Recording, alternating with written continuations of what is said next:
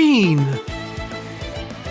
Man, Nissa and Falcom just don't sleep. This year, Falcom put out a remaster, a port, and a brand new full-fledged East game. Nissa, playing catch-up, has published the localizations of 3 different Trails games this year alone, with another meaty one dropping late next year. 2023 seems like the year for Falcomheads, and you know what? I'm happy for y'all. But more importantly, 2023 is also the year I ended up starting to enjoy their games again, so I'm more happy for me. I kind of fell off around the time Cold Steel 4 dropped in the West. I've certainly softened on it since, but I still can't really say it's a game I enjoy. I acknowledge that it'd be pretty easy, cathartic even, to use this opportunity to slip into a rant about it, but I just don't have that dog in me anymore. That's probably for the best though. If you enjoy that game, I am happy for you. I'm not bringing this up to stir any hornet nests, but just to let you know where I'm coming from. I feel like discourse about that game is pretty stale at this point, so let's just leave it in the rearview mirror and keep on driving. The 3 games we got this year were Trails to Azure, Trails into Reverie, and Nayuta, Boundless Trails. A remaster and localization of the 5th game in the series, a localization of the 10th game in the series that ends an arc spanning over a decade, and another remasterization of a fun little PSP spin-off. We are going to be talking about all of them today, in one jam-packed video. This is 2023 Trails in Review.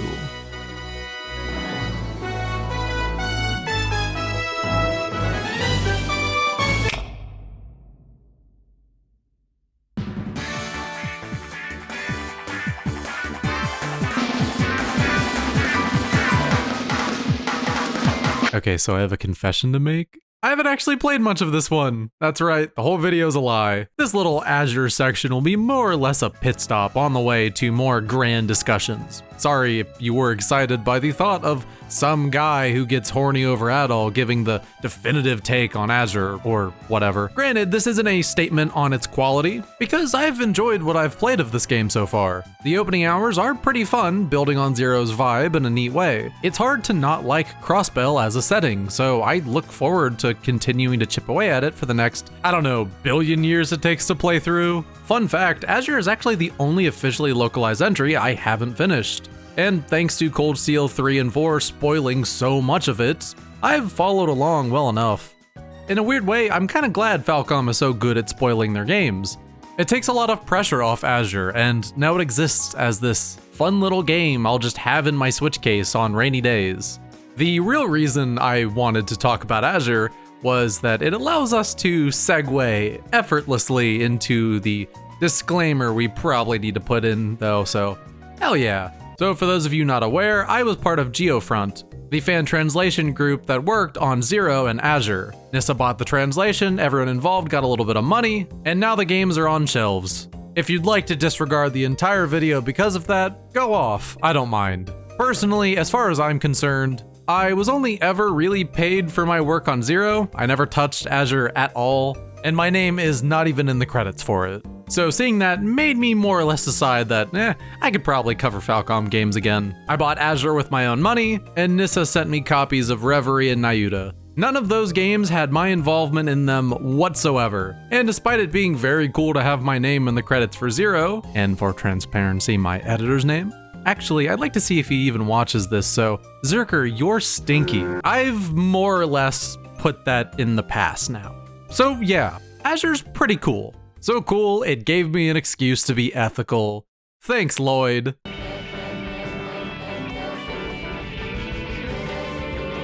Man, Trails into Reverie, huh? What do you even say about a game that serves as an epilogue of 9 other games? At this point in my life, I'm so far removed from the version of myself that gave any amount of shit about how people play these games in what order or whatnot. But truthfully, I do fail to see why this would appeal to anyone but people who are already invested in at least Cold Steel. Make no mistake, play it first if you want, but I definitely think the series has several other better entry points. This is the kind of game that sounds like it'd be a huge mess on paper, but honestly it comes together to be a contender for best in the series. The entire reason I brought up me not liking 4 was to make it clear just how much I love its epilogue in comparison. Your context with the series will be your experience with this game. It's made for the fans. Because of that, I'm left here struggling how to even talk about this game meaningfully. It was good, great even. But admittedly, I did my homework, I put in my time. And also, the bar going in was pretty low. There are 3 routes in this game, one to wrap up Reen's arc, one to wrap up Lloyd's arc, and one to introduce 2 characters properly who appeared in a series of seemingly fictional books spread throughout the last few games, which can actually be read on the main menu, and if you did not read them in game, I recommend you do that, or you're not going to know who these people are. They're also just worth reading because 3 and 9 is genuinely good fiction. But if none of that made any sense to you, skip to this time code to watch the Nayuta part of the video, since that game is actually standalone. This is a pretty unique structure for a Trails game to have. You can switch to any route on a whim as long as there aren't locks, and in that case you could just switch to another one to unlock that route anyway. It's like a middle ground between Third's linear structure and the way a Trails game typically works. Even having said that, I don't care enough to stop you if you want to jump in at Reverie, but I think the reason they're able to do this is that they assume that players are already familiar with all of these concepts because they spent so long in this world.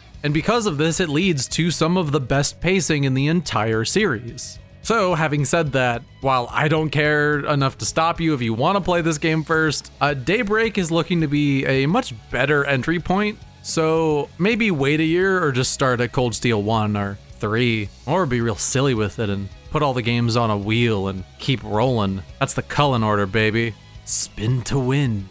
Cry for me. But okay, what the hell is it about Reverie that's so good? Well, like I said, it's much shorter. It took me about 35 hours to hit credits, which is a lot smaller than usual. Thank you, Falcom. I'm not a kid anymore with infinite free time. Like, I'm not gonna say every RPG needs to do this or I won't play them, but I would certainly love a lot more 35-hour long RPG stories. In addition to this, I've always felt that Falcom's writers are at their best when they don't have a to be continued as a crutch. It's why I vibed with the modern Ys games, and I still think Ys 8 is their best story they've ever written. Ideas and themes can easily be diluted when stretched out across several games, so I like when they aren't able to push off resolutions into another game and build years of hype and possible disappointment. While that doesn't sound like it would fit in with an epilogue game at all, you'd be surprised. While Reverie's story does have a lot of payoff for longtime fans, there's a lot of fresh new ideas it tackles by springboarding off the context provided by the rest of the games. C-Route with the newcomers is almost entirely that. I'm not going to be breaking new ground either by saying it's like the best one in the entire game. I love these kids, their dad, and their child. I will die for all of them. Lloyd's route might be on the weaker side, but only because it's sandwiched between 2 of the best stories told in the series to this date. But be honest, were you paying attention to this story, or were you just in awe of the ultimate dudes rock guy? Guy Banning's 2, he's him. That's why he's the GOAT! I see Lloyd on screen, I applaud. Simple as that. Giving him proper protagonist duty after a few games of being a side character was great as well. Yuna always worked as a way to endear us to Crossbell's problems in CS3 and 4, but in my opinion, never as much as the boy was able to. Keep treating my child like an object to be broken, and I'll use a real object to break your face. Robbie Damon, you are an unparalleled legend for real. That's, chills. And a tinge of arousal. We don't need to address that part. But who could possibly forget the man, the myth, the meme? You didn't have to cut me off. I can never know we were nothing. I don't even need your love, but you treat me like a stranger, and I feel so loved. Reen's route genuinely surprised me after 4 games of ups and downs that made me just get bored of the guy. Put the pitchfork down though, because I have to say, thanks to Reverie, he finally clicked. I'm a Reen stan now. I won't make any guarantees, but if you didn't like Reen by the end of 4, this game might win you over. And if you've always been a Reener, is that really the best I could come up with? I don't know. You're eating good. We're talking the difference between Grubhubbing some Taco Bell and finding an authentic Mexican restaurant within walking distance of your apartment. Making Crow the beautiful corn tortilla that binds the delicious green meat. He has some moments, even as early as the first chapter, that waste no time delving into his entire character's motivations and flaws that show you right away what kind of game we're dealing with. Reen's fears manifest themselves as a core thematic idea that ripples throughout the entire game, which makes it feel as much of a send-off for him as any of the other leads. It also allows Class 7 to get more screen time together as a class. But Trails games aren't just stories. So how's the game itself? Well, the combat is more or less about what you'd expect as a follow-up to Cold Steel 3 and 4. Some new mechanics here and there, like an all-out attack, a couple of tweaks. It's fun overall. I don't know why I feel the need to give you all ammo to call me mean words. I'm sure a couple of you have already started, but I've been playing these on very easy since the end of Cold Steel 3. I'm sorry. I don't think the combat is badly designed or anything, but I do think they're not the kind of battle systems I enjoy in an RPG. That's right. For me, these particular Trails games are just stories. Ooh, broke my hypocritical oath. They're gonna take my critical stethoscope, just like they took my title. The parts of the game I'd like to praise mostly have to do with level design and variety, which I think is a step up. Because of the shorter length and new way of presenting the story, it's able to cleverly reuse areas and not have them feel so stale, while the pacing prevents any place from overstaying its welcome, and actually had me feeling some sense of nostalgia for places in Erebonia. What's really cool is that Falcom even decided to bring back Nord.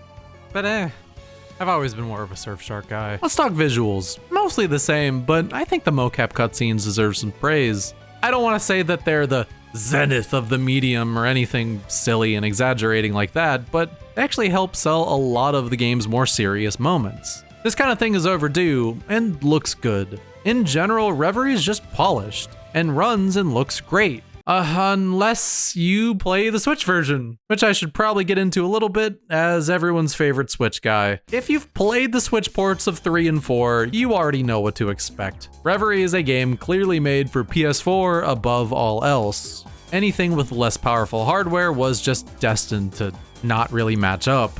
I don't want to say Reverie on Switch is bad, but it's one of those ports that was clearly made to be played undocked over all else. On the Switch screen, it looks nice, and the concessions they made don't nearly feel as bad. It runs at 720p, and while there are FPS dips, they're not too egregious. Docked also runs at 720p though, and the issues look a hell of a lot more visible when blown up on a TV. If you only have a Switch and have been enjoying these games on it, you're going to enjoy this one too. But if you're looking to pivot over to this system after playing them on PS4 or maybe Steam, it's gonna take some getting used to. Alternatively though, this game is incredible on Steam Deck.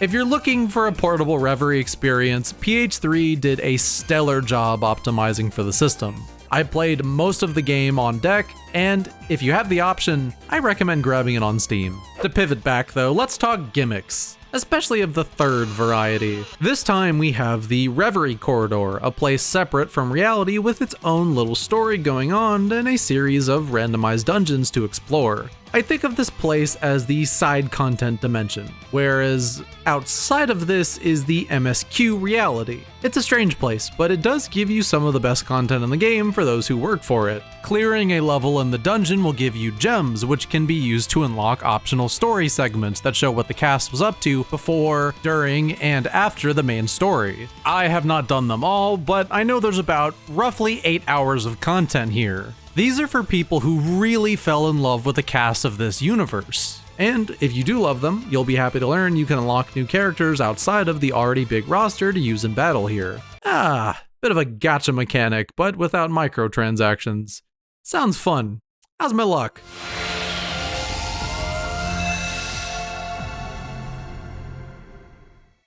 Oh no.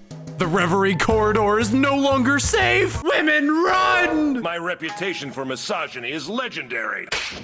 What I love about sectioning off the important content from the side content is that it no longer obfuscates what really matters for those not interested in 100% completion. I know there's some really passionate fans out there who need to see and do everything, but I can't be the only one that can get easily overwhelmed, making sure I do literally everything I can based on the series' pedigree. I just don't have time for it, and in the game's context, the characters don't either. Since time stops in the Reverie corridor, you can spend your leisure time doing the side content without feeling like the story is disregarding its own stakes to be an 80-hour mega game. There is of course some content to do in the real world, it is a Trails game, but I personally liked how they provided a lean story that doesn't waste its time. And that story is, again, something truly special. I felt like I was emotionally divorced from these games, but Reverie got more than a couple cries out of me. It doesn't handle morality as black or white, as I felt the previous games did, the threats feel real, and there's a lot of tender care put into writing of character arcs. Without getting into spoilers, Reverie's most important feats are presenting old characters in a new light. For example, it took someone I felt literally nothing about for 4 games, put them in their own spotlight, reframed their motivations, and fleshed them out to make them my favorite Trails character yet. And guess what? I'm not even talking about Reen! I literally can't show you my favorite character! It builds on several reveals from 4, which I liked conceptually at best, and made them work really well. As a sequel, it feels reactive, but not in a cowardly way. It didn't just throw out everything people may not have liked, but strives to find a good middle ground that emphasizes what made its world so special to all players. It feels like they responded to criticism, but ultimately made a game for their biggest fans. Reverie is for them, first and foremost, for better or worse, but I do think it represents the pinnacle of the Cold Steel era games. It is a great send-off to a series I thought I didn't care for anymore. And I just have to say, we are so back! We've never been more back! I love you, Reen! Reen is my boy!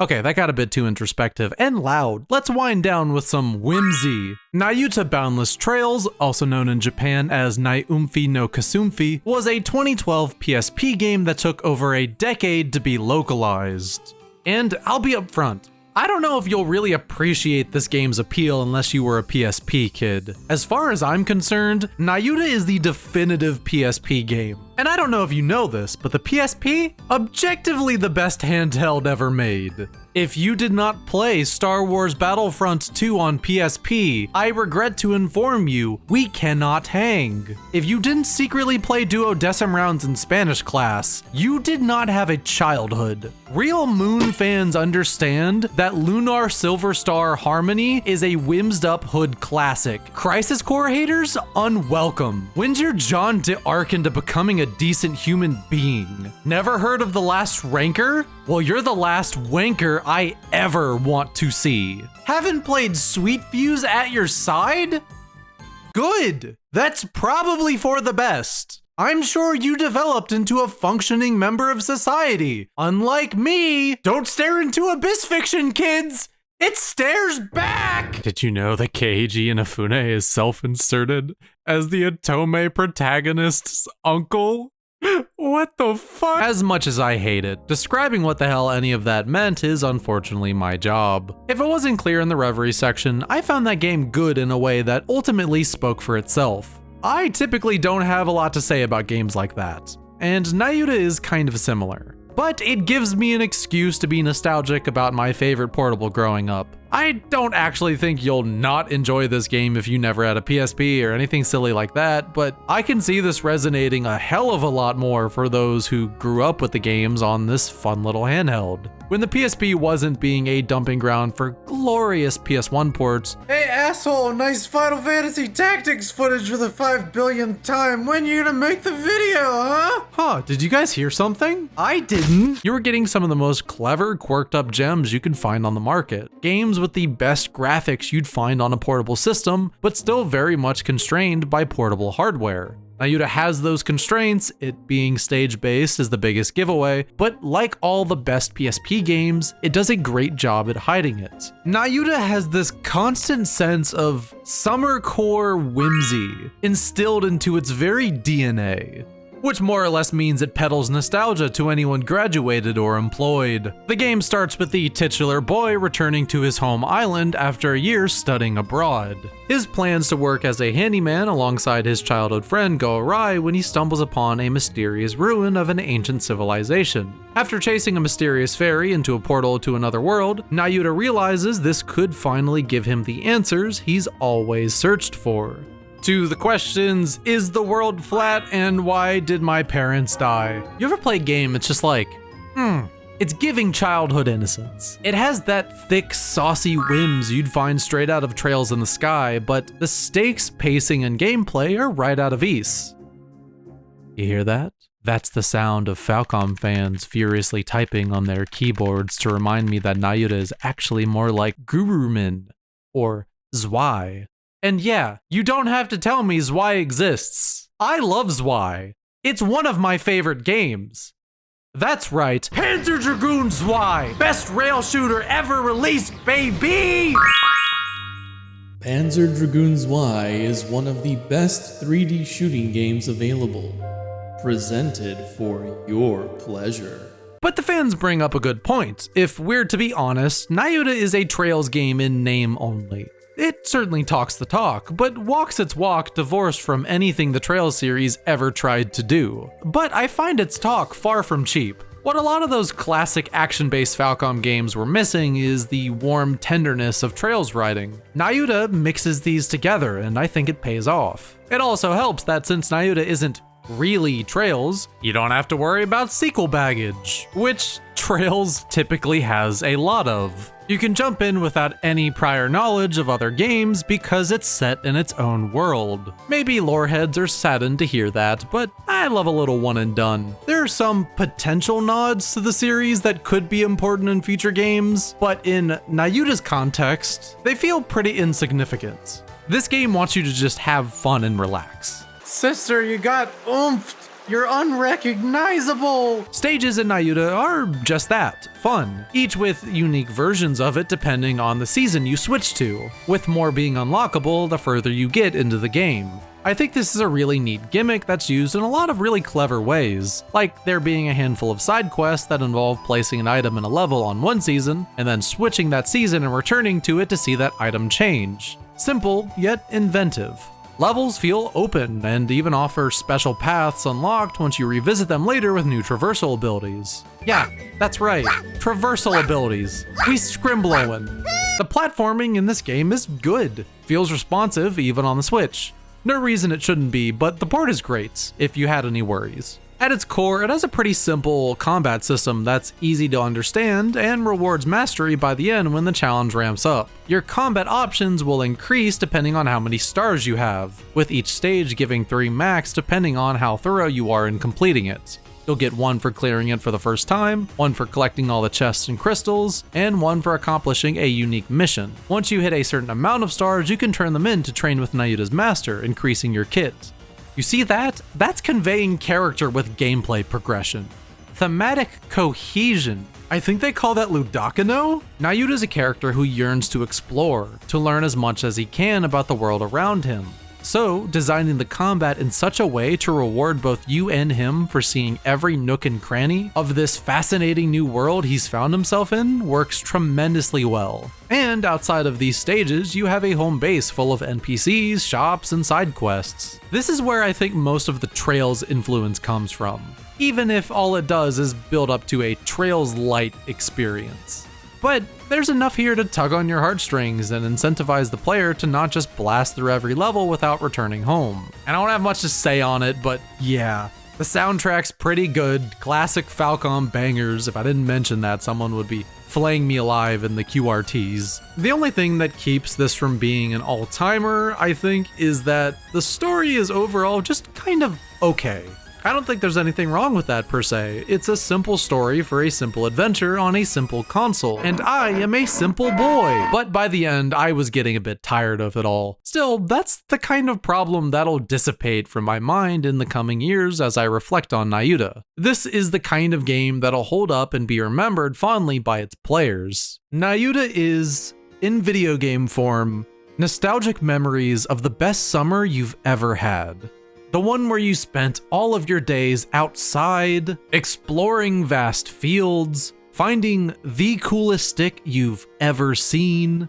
Maybe you'll make plans with old friends, or make new ones. Maybe you'll discover what it's like to fall in love for the first time. Maybe things with that old friend get a bit testy. Maybe you'll experience your first heartbreak.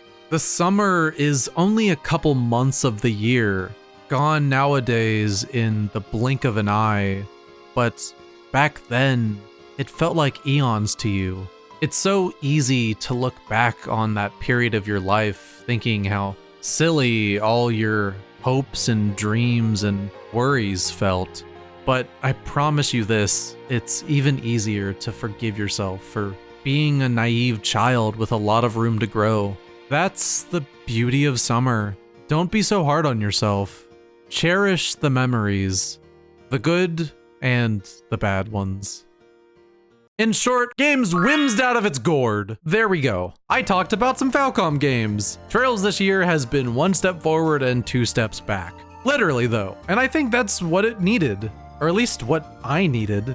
A trip down memory lane to rediscover what made me love Falcom's games in the first place years ago, and a reassurance that future games will give me a reason to come back.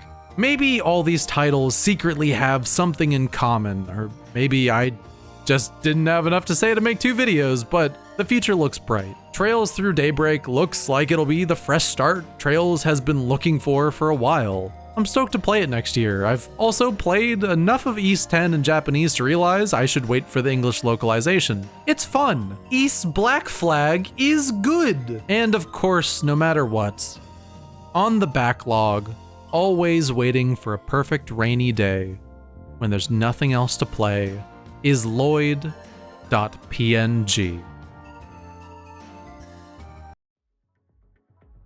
Hey, thank you for making it to the end of the video. Special thanks to Supreme Zerker for helping me edit the script, GC Vasquez for the voice cameo, Hot Cider for making the thumbnail, Nissa for providing codes for 2 of the games, and Mara Gonger for making Reen Diesel. But a massive shout out to all of our patrons. If you're not aware, this channel is supported via Patreon, so if you'd like to be included in the credits of every video, see all videos 3 days early, and maybe even get a special vocal shout out, check out the link in the description to find out more. This month's Metal Royal Slimes are Alex Austin, Anoravan, Happy Emmons, Hornkerling, I Frozen Ace, Jeremy DeForest, Looping Pyre, Moon Watcher, Renteca Bond, Snigs, and your friend Chuck. Thank you to everyone who was patient while I was working on this video. I hope you enjoyed, and I hope you have a fantastic rest of your day. I'll see you next time.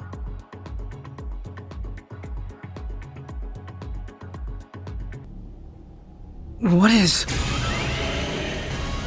That's just the Xenogears.